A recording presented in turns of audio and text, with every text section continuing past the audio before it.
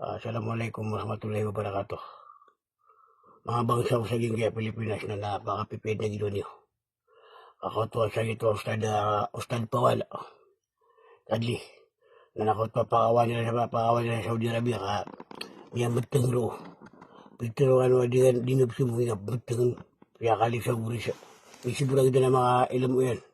Ala ka mga di mo lalapal mamanti. Tayo na pura mateng.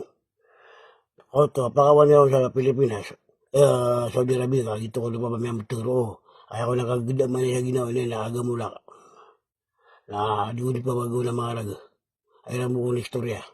Ino di ka na tagal ko sa nanawan yung lagi. Wapa ko masih sa Pilipinas. Na mga masih na ilang tanong yan, matay na mama. Alam tanong.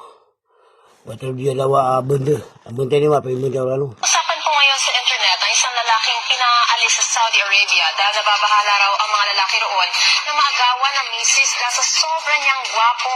Pero paano nga ba nasusukat ang kagwapuhan o kagandahan ng isang tao? Alamin sa balitang hatid ni Dano Tingkungko. Narimasok ipili niyo. Pero tama ko sa nakaraman yung luman na gagawin niya noon. Pero may gana posto pa mapasay kasi na sa ganyan. Ino di ka pa kayo ba kiswa so abot. Biyagba, rin ito sa biyagba. Tuma, di kaya pa nga kaya pakasok kayo nila pa yan sa Saudi Arabia mga di. Tuma, di piyagda niya. Kaya kami sa umpo. Bunyo na niya kaya pakali sa Mindala. Nakataya, pa ako sa Pilipinas na alam tanong.